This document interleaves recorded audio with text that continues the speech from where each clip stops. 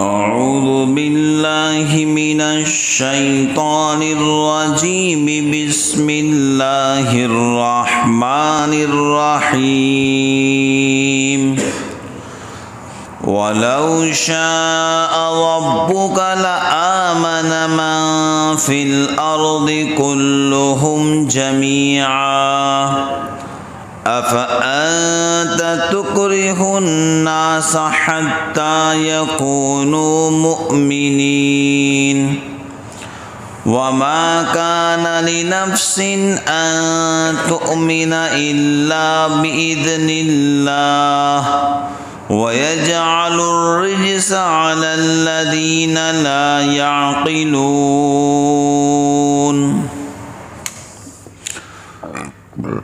اور اگر تیرا رب چاہتا بے شک ایمان لے آتے جتنے لوگ کے زمین میں ہیں سارے تمام۔ اب کیا تو زبردستی کرے گا لوگوں پر کہ ہو جائے با ایمان؟ اور کسی سے نہیں ہو سکتا کہ ایمان لائے مگر اللہ کے حکم سے۔ وہ ڈالتا ہے گندگی ان پر جو نہیں سوچتے۔ قل انظروا ماذا في السماوات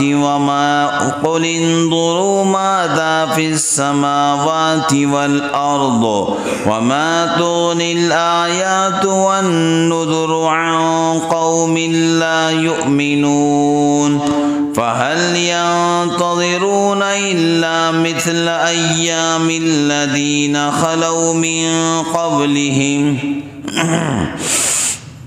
قل فانتظروا إني معكم من المنتظرين ثم ننجي رسلنا والذين آمنوا كذلك حقا علينا ننجي المؤمنين۔ تو کہہ دیکھ کیا کچھ ہے آسمان میں اور زمین میں اور کچھ کام نہیں آئی نشانیاں اور ڈرانے والے ان لوگوں کو جو نہیں مانتے، سو اب کچھ نہیں جس کا انتظار کرے مگر انہی کے ایسے دن جو گزر چکے ان سے پہلے۔ تو کہ اب راہ چکو میں بھی تمہارے ساتھ راہ دیکھتا ہوں، پھر ہم بچا لیتے ہیں اپنے رسولوں کو اور ان کو جو ایمان لائے، اسی طرح ذمہ ہے ہمارا بچا لیں گے ایمان والوں کو۔ قرآن پاک کی مبارک آیت تلاوت کی گئی۔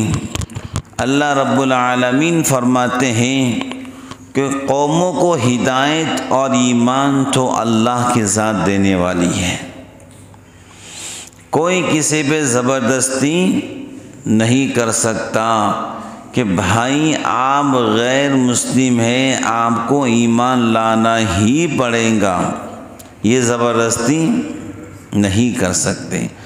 ہاں ان کو اسلام کے اخلاق، اسلام کا کردار، قرآن کی سچائی، نبی اور پیغمبر کی امانت داری اور اللہ کی بے پناہ حکومت زمین اور آسمان کے اندر، یہ سارے باتیں بتا کر اس کے ذہن سازی کرو، وہ خود بخود ایمان لانے تیار ہوں گا۔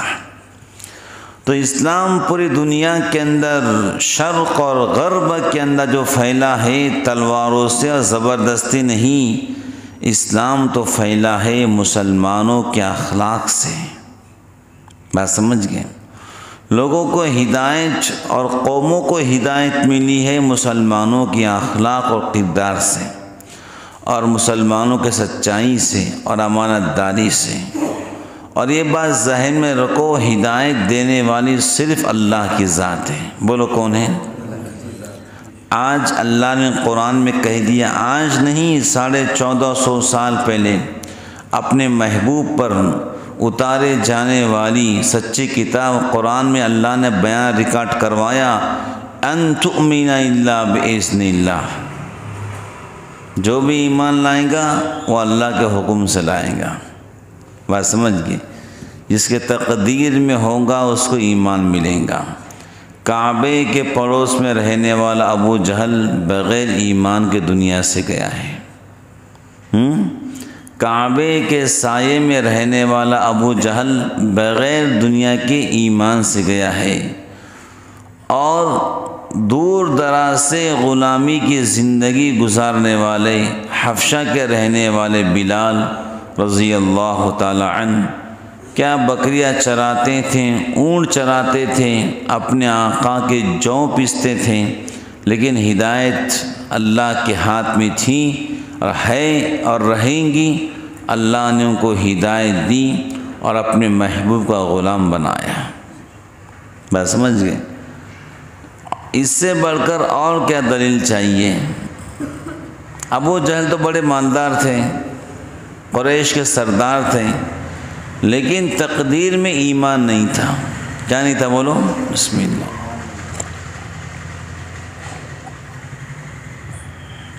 تو بھائی اللہ تعالیٰ فرماتے ہیں اگر ہم چاہتے تو پورے دنیا کو ایمان دے دیتے۔ بھائی کون ہے اللہ کو پوچھنے والا؟ پوری کائنات تو انہی کی ہے، زمین اور آسمان انہی کا ہے، کون ان کو پوچھنے والا ہے؟ لیکن وہ خود فرماتے ہیں کہ یہ ہماری اپنی مصلحت ہے، ہماری اپنی حکمت ہے۔ بات سمجھ گئے؟ وہ چاہیں تو پورے دنیا کو مالدار کر دیں، وہ چاہیں تو پوری دنیا کو بادشاہ بنا دیں۔ وہ خود فرماتے ہیں کہ ایک انسان کو دنیا بھر کے خزانے دے دوں، اس کی خواہش کے مطابق ہر انسان کو دنیا کے اندر بسنے والے، تب بھی ہمارے خزانے کے اندر ایک چھلا برابر بھی کمی نہیں آ سکتی ہے۔ تو اللہ چاہے تو کیا نہیں ہو سکتا ہے؟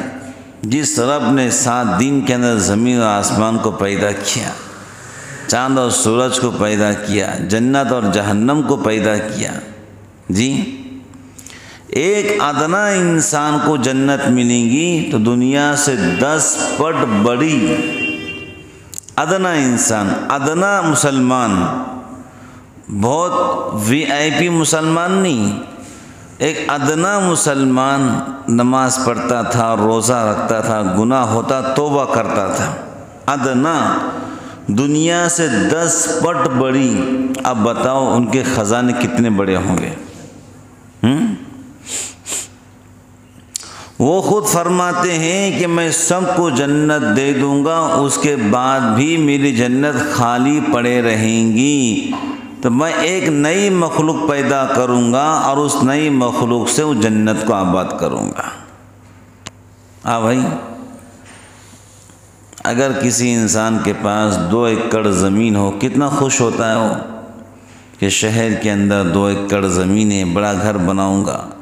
میرا رب کہہ رہا ہے کہ ادنا ایمان والا دنیا سے 10 پٹ بڑی جنت دوں گا۔ تو خزانے تو ان کے ہیں، انت الغنی ونحن الفقراء، اللہ آپ ہی مالدار ہے اور ہم سب غریب اور فقیر ہیں۔ انت القوی ونحن الضعفاء، آپ ہی طاقتور ہیں، ہم سب کمزور ہیں۔ خلق الانسان ضعیفا، ہم نے انسان کو کمزور پیدا کیا ہے۔ بات سمجھ گئے؟ تو ہدایت اور ایمان اللہ رب العالمین کے ہاتھ میں ہیں۔ بولو کس کے ہاتھ میں ہیں؟ جب چاہیں دل کو پھیر دیں، اور کیسے کیسے کے دلوں کو پھیرا ہے جو وقت کے ولی بن کے مرے ہیں۔ کیا زندگیاں تھی شراب پینے والے اور ڈاکہ ڈالنے والے، چوری کرنے والے، جن کے نام کی ایسی دہشت تھی کہ ماں بچے سے کہا کرتی بیٹا رونا بند کر ورنہ فضیل بن ایاز آ جائیں گا، ایسی دہشت علاقوں کے اندر، لیکن میرے رب نے وہ فضیل جو ڈاکو کا سردار تھا اس کو ولیوں کا امام بنا دیا۔ بھائی سب اللہ کے ہاتھ میں ہیں۔ ہم اللہ کی بول اتنے بولے کہ ہمارے زندگی کے اندر اللہ رب العالمین کا نام سج جائے۔ کیا ہو جائے؟ اتنا اللہ کا نام بولے کہ ہر چیز اللہ سے ہوتی ہے اور سب انہی کے ہاتھ میں ہے، اتنا بولے کہ ہماری زندگی کے اندر اللہ کریم کا نام جھلک جائے۔ علامہ شبلی رحمۃ اللہ علیہ کو کسی نے پتھر مارا تو جو ان کی پنڈلی سے خون نکلتا تھا وہ خون زمین پہ گرنے کے بعد اللہ کا لفظ بن جایا کرتا تھا۔ اللہ ان کی زندگی میں رج بس گئے تھے۔ علامہ شبلی کے بارے میں لکھا ہے اگر ان کے سامنے کوئی اللہ کا نام لیتا تو فوراً جیب سے مٹھائی نکالتے اس کے منہ میں ڈال دیتے۔ لوگوں نے کہا شبلی یہ کیوں کرتے ہو؟ کہا جو میرے محبوب کا نام لیتا ہے دل چاہتا ہے کہ اس کے منہ کو میٹھا کر دوں۔ بات سمجھ گئے؟ تو بزرگان دین ساری چیزیں اللہ کے ہاتھ میں، بولو کس کے ہاتھ میں ہے؟ ہماری زندگی کے تمام سانسیں اللہ کے ہاتھ میں۔ جو رب 1 منٹ کے اندر ہم کو 18 سانسیں دیتا ہے، کتنے؟ 1 منٹ میں انسان 18 سانس لیتا ہے۔ 1 منٹ میں انسان کا دل 18 مرتبہ دھڑکتا ہے۔ وہ اللہ کی شان کتنی بڑی ہے۔ تو ہم کو ایمان ملا ہے تو یہ اللہ رب العالمین کا بہت بڑا کرم اور اس کا لاکھ احسان اور شکر جو ہم زندگی بھر ادا نہیں کر سکتے۔ بات سمجھ گئے نا؟ تو ہم ایمان پر ہیں، یہ ہمارا کمال نہیں ہے، کمال تو اللہ رب العالمین کا ہے جنہوں نے ہم کو ایمان پر رکھا ہے۔ بولو ہے کہ نہیں ہے؟ الحمدللہ۔ اللہ تعالیٰ فرماتے ہیں ارے غور کرو ہم نے آسمان میں کیا چیزیں لگائی ہیں۔ بھائی آسمان کو اللہ تعالیٰ نے خوبصورت کیا ہے ستاروں کے ذریعے، کہ نہیں کیا ہے؟ آپ آسمان کو دیکھو، کبھی آپ کا جی نہیں بھرے گا۔ کوئی یہ نہیں کہتا کہ آسمان کو دیکھ کر جی بھر گیا، نہیں۔ 3 چیزیں ایسی ہیں، 4 چیزیں جن کو دیکھ کر جی نہیں بھرتا ہے۔ ایک آسمان، روز نئے نئے ستارے، چمکتے تارے، خوبصورت حسین و جمیل۔ نمبر 2 پانی۔ کوئی یہ نہیں کہتا کہ بھائی پانی پی کر میرا پیٹ بھر گیا، آپ پانی نہیں پیوں گا، کوئی بولتا ہے ایسا؟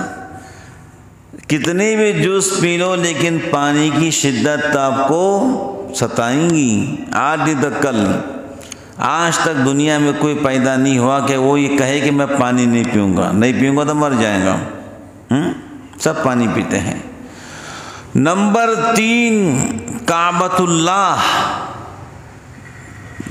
جب بھی اور جس نگاہ سے کعبۃ اللہ کو دیکھو آپ کو ہر نگاہ کے اندر کعبۃ اللہ کی خوبصورتی نظر آئیں گی۔ کوئی یہ نہیں کہہ سکتا ہے کعبۃ اللہ کو دیکھ کر جی بھر گئے، کوئی نہیں کہہ سکتا ہے۔ نمبر 4 قرآن پاک کی تلاوت۔ کیا ہے بھائی؟ دنیا کی بھاری سے بھاری کتاب لے لو، ایک بار پڑھو گے دل اگتا جائے گا، لیکن قرآن کریم ایسی مقدس ہے کہ اسی آیت کو بار بار پڑھو آپ کا دل نہیں اگتا آئے گا۔ تو اللہ تعالیٰ فرماتے ہیں کہ کیا تم آسمان کو نہیں دیکھتے؟ ہم نے کیسے ستارے بنائے ہیں؟ کیا تم زمین کو نہیں دیکھتے کہ ہم نے کتنے مخلوقات کو پیدا کیا ہے؟ بھائی اللہ رب العالمین نے کتنی مخلوقات کو پیدا کیے ہیں کہ نہیں پیدا کیے ہیں؟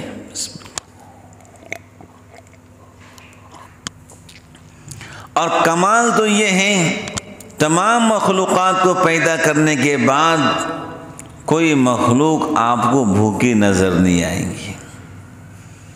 اللہ بھوکا تو اٹھاتے ہیں لیکن بھوکا سلاتے نہیں۔ تو یہ سب نظارے دیکھ کر غیر مسلم اپنے زبان سے کہہ سکتے ہیں اس دنیا کے بزم کو چلانے والا کوئی رب موجود ہے جو اللہ رب العالمین ہے۔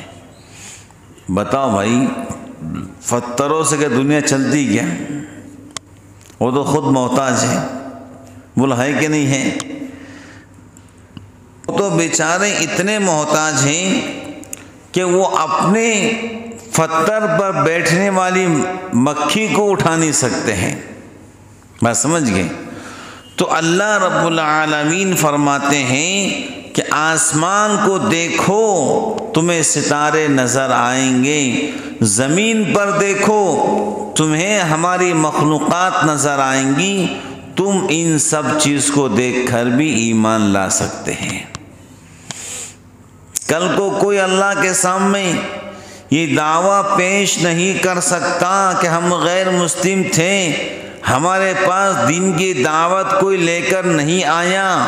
اللہ ان سے کہیں گے دین کی دعوت کوئی لے کر تو نہیں آیا، لیکن سورج تو نکلتا تھا، چاند تو نکلتا تھا، بارش بھی آتی تھی، دھوپ بھی نکلتی، سایہ بھی آتا، دھوپ بھی آتی، سردی جاڑا، ان سب کو دیکھ کر تمہارا ضمیر کہہ سکتا تھا کہ ان سب کو چلانے والا ایک اللہ موجود ہے۔ ارے بھائی کوئی شکایت بھی کرے گا تو اللہ جواب دیں گے۔ بھائی سورج کو دیکھ لیتے تو کہتے کوئی ہے موجود سورج کو نکالنے والا، لیکن تم نے تو سورج کو خدا بنا لیا۔ آج کل بھی کچھ ایسے سماج کے لوگ ہیں جو سورج کو خدا مانتے ہیں۔ کیا مانتے بولو؟ وہ نکلتا ہے تو پرارتھنا کرتے ہیں، ہاتھ جوڑتے ہیں۔ بھائی ہم تو وہ قوم ہے جو سورج کو جگاتے ہیں، بولو ہے کہ نہیں ہے؟ ہاں، ہم مسلمان وہ قوم ہیں جو سورج کو جگاتے ہیں اور سورج کو مخلوق سمجھتے ہیں، اللہ کو خالق سمجھتے ہیں۔ سورج کیا ہے بولو بھائی؟ اللہ کی مخلوق ہے۔ چاند بھی اللہ کی مخلوق ہے، پورے کائنات اللہ کی مخلوق ہے۔ صرف ایک خالق ہے جو اللہ رب العالمین ہے، ان کے علاوہ کوئی خالق نہیں ہے، ان کے علاوہ کوئی رازق نہیں ہے، کوئی پالنے والا نہیں ہے، کوئی روزی دینے والا نہیں ہے، صرف ایک اللہ ہے جو ہم سب کے محبوب رب العالمین ہے۔ بات سمجھ گئے؟ تو اتنے ساری چیزوں کو دیکھ کر بھی غیر مسلم آج بھی ایمان لا سکتے ہیں، لیکن دل کے اندر کینہ ہے۔ کیا ہے بولو؟ کینہ ہے۔ ہاں، وما تغنی الآیات والنذر عن قوم لا یؤمنون۔ دل میں کیا ہے بولو؟ کینہ ہے۔ اگر یہ غیر مسلم کے دلوں میں اہل ایمان کے لیے کینہ نہ ہوتا تو اللہ تعالیٰ ان کو ایمان والا بنا دیتا۔ کینہ، یہ کینہ ایسی چیز ہے، حضور نے فرمایا جس کے سینے میں کینہ ہو اس کی دعا بھی قبول نہیں ہوتی۔ صحابہ سے فرمایا کہ تم رات میں سونے لگو تو دل کو صاف کر کے سویا کرو، جو غلطی کرے اس کو معاف کر دیا کرو۔ اور پھر صحابہ کرام سے فرمایا کہ بھائی اگر کوئی میرے تعلق سے میرے پیٹھ پیچھے برا کہہ دے تو اس کی شکایت میرے پاس مت کرنا، میں کسی مسلمان کے واسطے اپنے دل کو گندا نہیں کرنا چاہتا ہوں۔ بس سمجھ گئے؟ کینے سے دل صاف، یہ بدماشوں کے دلوں میں کینہ ہے۔ کیا ہے بولو بھائی؟ ہاں، یہ کینہ پرور لوگ ہیں جس کے طرف سے اتنی ہدایت آنے کے باوجود بھی وہ ایمان قبول نہیں کر رہے ہیں، بلکہ دن بدن اہل اسلام کے دشمن بنتے جا رہے ہیں۔ اللہ تعالیٰ فرماتے ہیں کہ جو واقعات پہلے گزر چکے، کیا یہ لوگ ان واقعات سے عبرت حاصل نہیں کرتے؟